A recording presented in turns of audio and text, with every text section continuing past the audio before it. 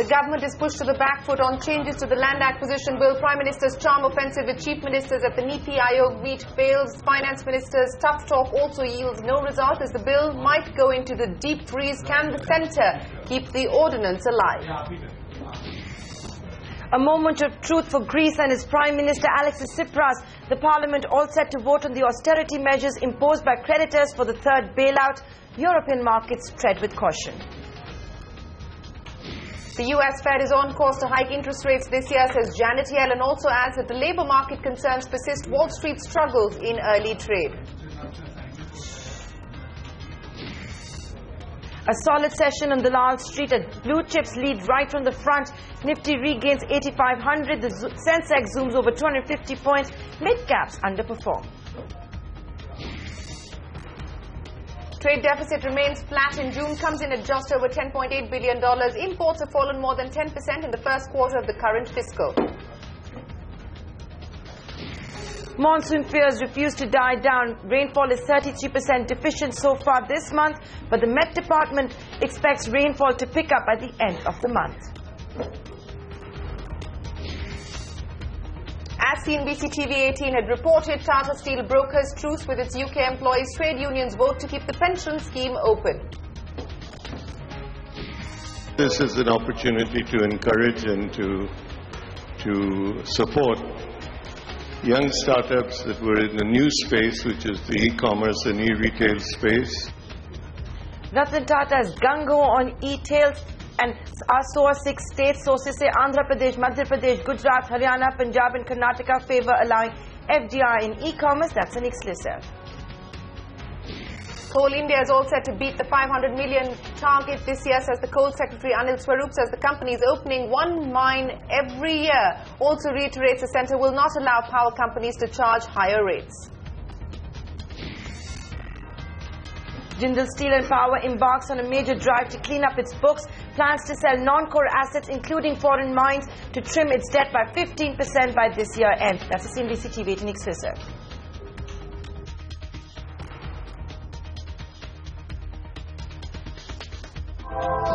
भारत के लिए सबसे पहली अगर कोई प्राथमिकता है तो देश के नौजवानों के लिए रोजगार उपलब्ध कराना। रोजगार के योग्य नौजवान को तैयार करने के लिए पूरा एक मैकेनिज्म, एक व्यवस्था, एक स्ट्रक्चर तैयार करना।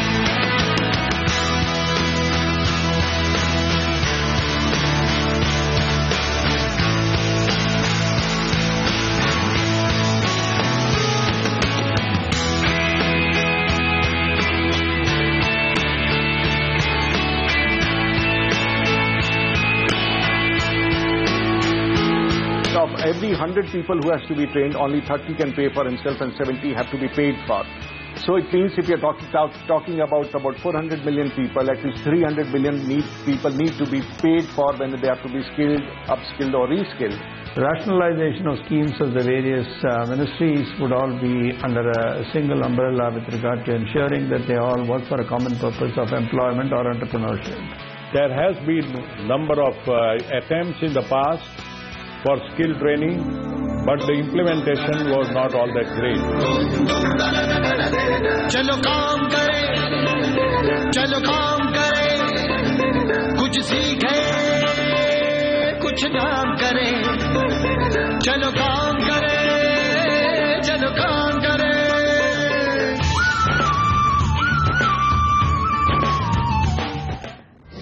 Well, India will be the human resources capital of the world, and that's the message coming in from the Prime Minister as the centre launched the Skill India mission. The task at hand is challenging, to say the least. L&T's AM Naik believes implementation holds the key, and that's been lacking so far. Good evening. Thanks very much for joining us on India Business Hour. Even as the government celebrates the launch of the Skill India mission, it's on the back foot over the land bill as the Prime Minister's charm offensive at the NITI Aayog meet seems to have failed. That's right. But before we get to that big story, let's quickly check the market action for you. A solid session on the Lal Street as major indices reconquered crucial levels in trade today. The Nifty surging past 8,500, rallying close to 1%. The blue chip stocks leading from the front. The Sensex also gained about 260 points.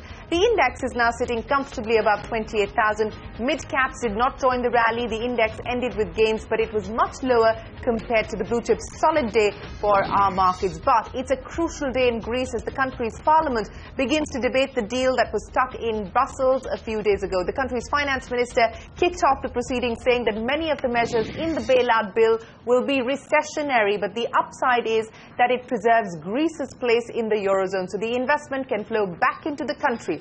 Meanwhile, Prime Minister Alexis Tsipras has thrown the gauntlet to his own parliamentary group. Addressing MPs ahead of tonight's crucial vote, he asked for a better solution if someone had one. Tsipras was greeted with rousing applause by his party MPs, a sign that his appeal for support may be working. Michelle Caruso-Cabrera joins us now from Athens with the latest. Michelle, can Tsipras get the parliament to back the bailout package? That's the big question. The Greek parliament has been in session all day debating a controversial reform and austerity package that they have to pass before midnight if the country is going to qualify for a massive bailout package. It's being offered by their EU creditors, 3 years, 85 billion euros worth of money.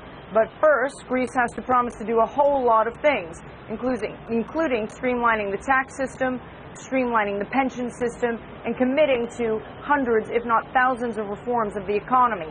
If they do that before midnight tonight, only then can the actual negotiation process begin for that bailout. That means that in the short term, Brussels, where the EU headquarters is located, has to figure out some kind of short-term financing deal for Greece. 7 billion euros worth just for this month, so that way the country can pay the ECB a more than 3 billion euro bill that's due on Monday. The whole situation very complicated. The puzzle pieces have to come together. At the same time, there's just an incredible amount of doubt that Greece is ever going to truly commit to the reforms and that they're ever actually going to be able to secure the money. So even though in the short term, Brexit appears to be off the table because they are widely expected to pass this measure tonight, whether or not they can truly reform in even the medium term remains to be seen. Michelle, appreciate you joining us, and it's going to be a long, long night for you as the vote is expected at midnight tonight. That's, of course, midnight India time. A quick look at the European markets and how they're reacting, where most indices have given up on the losses to end the day in positive territory as investors keep a close watch. Well, flat but in positive territory. That's the situation across in Europe. Across the Atlantic, Greece and China tops the list of uncertainties for the US Fed as Chairman Janet Yellen, who's sticking to the latest FOMC statement. Yellen hinted once again that the Fed will hike rates within the year, provided that there are no surprises. Yellen, who was testifying before the House Financial Services Committee, has reiterated that the timing of an initial rate will be decided on a meeting-by-meeting basis. The U.S. economy as a whole, she says, is showing signs of improvement with unemployment declining and consumer spending on the rise. If the economy evolves as we expect, economic conditions likely would make it appropriate at some point this year to raise the federal funds rate target, thereby beginning to normalize the stance of monetary policy. Indeed, most participants in June projected that an increase in the federal funds target range would likely become appropriate before year end. But let me emphasize again that these are projections based on the anticipated path of the economy, not statements of intent to raise rates at any particular time. Foreign developments in particular pose some risks to U.S. growth. Most notably, although the recovery in the euro area appears to have gained a firmer footing, the situation in Greece remains difficult. And China continues to grapple with the challenges posed by high debt, weak property markets, and volatile financial conditions.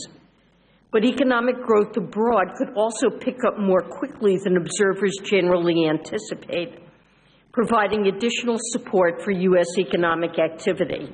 Well, that's the Fed chief sticking to the script, and the U.S. markets don't seem to be too bothered about Janet Yellen's comments, with investors choosing to focus on corporate earnings instead. U.S. indices have managed to claw back into positive territory. They're trading flattish at the moment. But the big story back home, will the government keep the land ordinance alive? The Prime Minister today met state chief ministers and unleashed a charm offensive that seems to have not worked. The Prime Minister told states that they are free to tweak the land law as they wish, but that did not cut any ice. In fact, the government may be looking at a middle path now, with the centre willing to accept the proposal made by some chief ministers like Prakash Singh Badal, who proposed that individual states are allowed to draw up their own legislation on the land bill in order to try and resolve the current deadlock. The centre is also looking at incorporating some of the suggestions made by state governments. And while the Prime Minister did all the wooing, it was left to the Finance Minister to do some hard talk on the issue.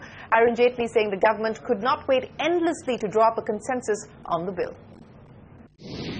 The 2013 law was passed after consultation and with a consensus.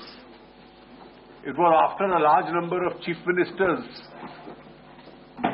requested a change because they realized difficulties in the path of development. Subsequently, some of them representing political parties had changed their positions. I have also elaborated what most chief ministers said. Nobody disputed the proposition that land is required for development. Jai Pandya, appreciate you joining us here on CNBC TV 18. What do you make of the developments of the day? The Prime Minister tries his charm offensive at the meeting organized with state chief ministers using the NITI Aayog platform. Clearly, that doesn't seem to have worked. Later, the Finance Minister says that we cannot wait endlessly for consensus to arrive and that state governments are free to improve on the central legislation. What does this tell you? Is the land bill, is the NDA's land bill dead or still alive? Well, the government seems to say that it is alive, and I wouldn't jump to any conclusions just yet. And first, let me point out that obviously I can't speak for the other chief ministers who did not attend, but as far as Odisha Chief Minister Naveen Patnaik is concerned, one of the major reasons was that we have this once in 19 years Navakalevara festival in Puri with 5 million tourists expected only 3 days away. So he is obviously very preoccupied with that. Now, we have in the past 2 sessions in Parliament, we have taken a positive stand with the proviso. The government has already accepted several of our proposed amendments. One key one remains. We have asked for some kind of a win-win solution for the dispossessed landowners to be given an economic share of the benefits that follow. And if they can work out some such clause, we will support it. Okay. So again, I go back to the developments of the day, because this argument that state governments are empowered to improve on the central legislation is an argument that this government has been making for a while. It was very vociferously expressed today. But the point is that if the ordinance were to lapse, you go back then to the UPA central legislation, which says that it is mandatory to have social impact assessment and it's mandatory to have the consent clause. So what then can state governments do in order to improve on the legislation, because they're bound by the central legislation to go ahead with both consent and SIA? Yes, I think you've raised a very valid point, because even though it's only been little more than a year since the existing Land Act, many states, including states ruled by many opposition parties, are facing difficulties. And we are all looking for win-win solutions. So you've raised a very valid technical point, and we have to find a solution. Perhaps the central government can look at ways and means of amending the existing Land Act such that it gives the freedom to individual states to further have their own versions of it. And they each have to find their own balance between equity for citizens as well as faster economic growth. So I think some amendment will have to be looked at in order to facilitate a state-wise land law for the country. So in order for that to happen, Jay, do you believe that the central government may well in fact allow the land ordinance to lapse, or do you believe that the land ordinance will have to be re-promulgated till the central government gets ready to be able to force in or push in these amendments as is being suggested by various states? Well, I don't want to hazard a guess as to what they might do, and there are various legal implications involved. First of all, the ordinance that stood for a certain period of time will have its own impact for any acquisitions that may have happened during that time. But quite apart from the fact that the government has to actually find a solution either way, either to get consensus of regional parties like mine by finding a win-win solution for some kind of share of profits for the dispossessed landowners, or to then devolve the issue to the states, and in order to do that, some enabling amendment may be necessary in the existing Land Act. And, this may not be a bad thing. We have to look at it with an open mind and consider it, because large countries in other parts of the world do have sometimes laws which are devolved state-wise, and this, as being a sensitive issue, is worth looking at. Okay, Jai, my final question to you, because the parliamentary panel is likely to seek an extension. I understand that there is a meeting of the parliamentary panel on this issue tomorrow. Do you believe that, at least as far as the monsoon session is concerned, there's no way that we are going to see any further headway on the land bill? Do you believe that this has been put in the deep freezer, at least till crucial state elections are out of the way? I don't get the sense that they have put anything in the deep freezer. But obviously the government will have to prioritize. It cannot have its entire wish list dealt with by any session of parliament. So they will have to prioritize. And I suspect, since the committee itself has not yet given its report, this may not be at the front end of the priorities. But there are many other steps that the government can take to facilitate faster economic recovery. And we'll have to see what they prioritize. But I wouldn't go all the way and say that they've completely dropped this either. Jai Pandya of the Biju Janata Dal, always a pleasure speaking with you. The Biju Janata Dal, of course, has been supporting the government as far as the land acquisition bill is concerned. But let's now talk to the opposition. Randeep Surjewala, spokesperson of the Congress party, joins us. Mr. Surjewala, how should we read the developments of the day? There was a meeting of state chief ministers. Of course, none of the Congress chief ministers attended that meeting of the Prime Minister. The government is now saying consensus cannot be evolved endlessly as far as the land bill is concerned. They're also reiterating the point that state governments will be empowered to improve on the central legislation. What does this indicate to you as far as the government's position on the land bill is concerned? Shirin, you raised two issues. Firstly, as far as consensus goes, there are simple issues to be considered. Land Acquisition Act of 2013, which we call the Right to Fair Compensation Act, actually, was passed with complete political consensus after nearly 30 months of discussion. So it was not done overnight through a hat after elaborate discussion. I get that, sir. I get that. I'm merely reiterating what the finance minister has said today. So I'm asking you to respond to the developments of the day, Mr. Surjewala. Yeah, Shirin, I don't think so. Government is even trying to build a consensus. Consensus comes from an open-minded intent to discuss. Neither the Prime Minister nor anybody else in the government. Prime Minister is the sole authority. Anybody else does not have a right. Nobody has an open mind or intent to really discuss any provision of the legislation, despite repeatedly BJP leaders and ministers. But do you believe, Mr. Surjewala, that that is a political strategy to actually let this land issue lie low in the monsoon session of Parliament? Because anyway, they're hoping to push the GST bill through. So let land lie low at this point in time till crucial state elections are underway. Do you believe that this is a political strategy? Shirin, I just want to add one more issue as I answer that. We heard Jay saying that different states should have different land acquisition law, and I'm actually confused as to what kind of compounding of confusion BJD and BJP are trying to do. Will you have Government of India acquiring land for a national highway under a different law in the state, and the state government acquiring land for a different under a different law? Government of India acquiring for defense project under a different law, and state government under a different law. What kind of compounding of confusion you want to do? There has to be one uniform, largely acceptable, universally acceptable piece of legislation. This is another confusion creating tactic of BJP. As far as facts are concerned, I think Mr. Modi wants Bihar elections to pass through so that he can once again dupe the people, secure their votes, and then push through his land legislation. But people have seen through the game. Let me ask you then, sir, do you believe the land ordinance will be repromulgated? Do you think that there is any possibility of the land ordinance being allowed to lapse? If land ordinance is repromulgated maybe the fourth time this time, it will be a complete affront to parliamentary democracy and parliament per se. You can't subjugate your own will. You sort of impose your own will and subjugates parliament's will. When parliament is not ready to accept a piece of legislation, it being anti-farmer and anti-labor and even anti-industry. Do you see the ordinance being allowed to lapse, sir? Well, ordinance has to lapse because Mr. Modi does not enjoy the parliamentary democracy to bulldoze his ordinance through.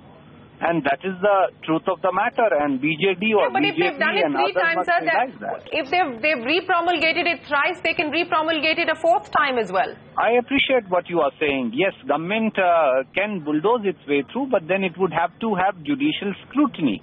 Because can you continue to push through a law through ordinance which does not have acceptability in parliament, which is the only form of legislation making in this country? Can you bypass constitutional norms in this fashion? Let me end by asking you, do you, like Jay Panda, believe that the land bill is not been put on the deep freezer, that it is a political strategy to let the land bill lie low till state elections are over and done with? Absolutely. I think Mr. Modi sees that there is Bihar, crucial elections of Bihar, and BJP does not seem to be doing so well. They do not want where Bihar is an agriculture-dominant state.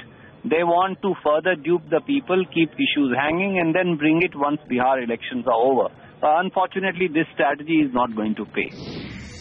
Randeep Surjewala, always a pleasure speaking with you. Let's go across now to Arvind Sawant of the Shiv Sena. The Shiv Sena MP joins us. Remember, an ally of the government, and the Shiv Sena has been opposing the government on the land bill. Mr. Sawant, the government has succeeded in its attempt to try and woo state governments and state chief ministers or not? Do you believe the government has failed, or do you believe the government has succeeded today? I won't use those words. Only thing is that they are diluting every day. See, they have given it to the select committee.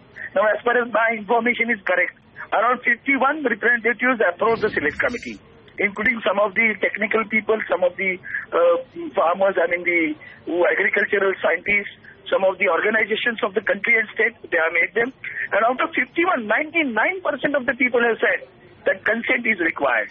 What more you need now? The select committee is going to come with this only, that whatever the reports they have got. And that report shows that the government has to go with the consent. Now, how to dilute it? This is the idea they have taken now. What is the idea? The bill will be passed and the state governments will be given liberty to amend as per their will. What is the idea? What is the fun in introducing anything billing?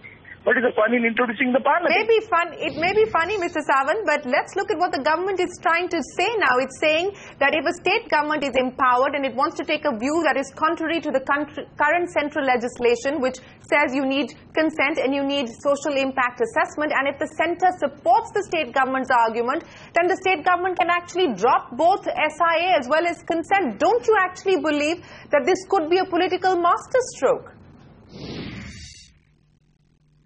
Do you feel it is a masterstroke? It is a withdrawal from the original thing. And you are accepting in other way. Whatever the suggestions are there from the public can be accepted too. Now what they'll do, they are forcing these state governments, which are headed by their party, to implement it in toto to the bill which will be passed in the parliament. Who will allow it that way? We don't support the BJP or not, No. It's not a question of BJP. It's not a question of BJP. It is the issue. The issue is that we have stood firmly on the issue. We will continue to stand on the same thing. And the consent has to be there. Okay.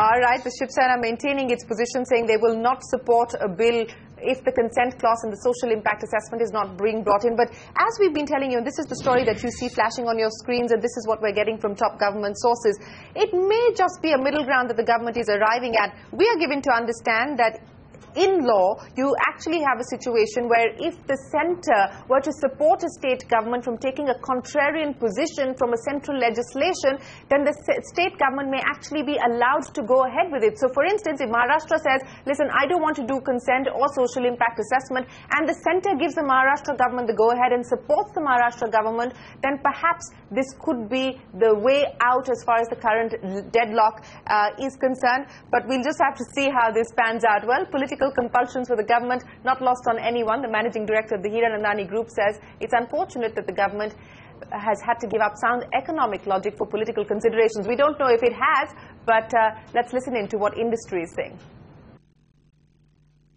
Today a political decision has been taken that it's not possible for him to think economics, but he has to think politics. So politics has suddenly taken the lead over economics, and he has given up.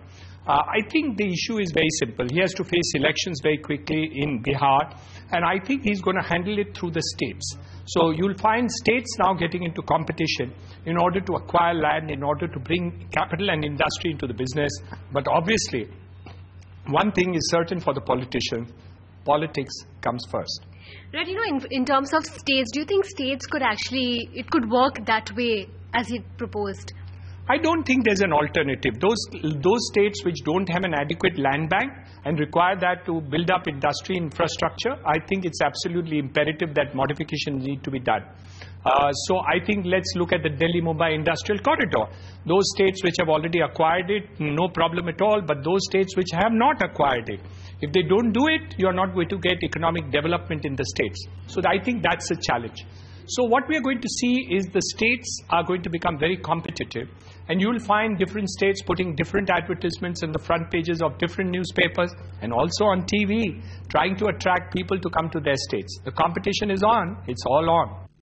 Well, is this a political masterstroke, or will this come undone? That is the big question. But it promises to be another exciting day. There's a crucial cabinet meeting tomorrow. That issue of the composite cap, FDI composite cap, is likely to be taken up by the cabinet tomorrow. So stay tuned to CNBC TV 18. We'll get you the action right here.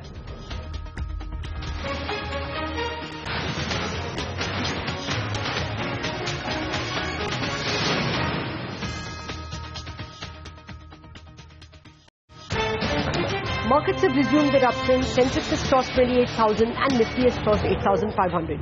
We ask veteran investor Sanjay Dutt of Quantum Securities whether more gains are to be had in the Nifty or in non-Nifty stocks. The monsoon is 33% deficient in the month of July. Can we expect a revival anytime soon? We ask GP Sharma of the Skyman. Has the government given up hope of passing the amended land bill in the monsoon session? What does that mean for the government's image? And what does it mean for industry? Leading industrialists and journalists speak up. Biocon's contract research arm Syngene International will go public very soon. We'll find out the risks and rewards of this IPO on our show today. Zensa Technologies reported a steady set of numbers for the first quarter. The company's managing director, Ganesh Natarajan, speaks to us about what is ticking for the company. All that and much more is lined up for you on Bazaar starting 8 a.m. tomorrow.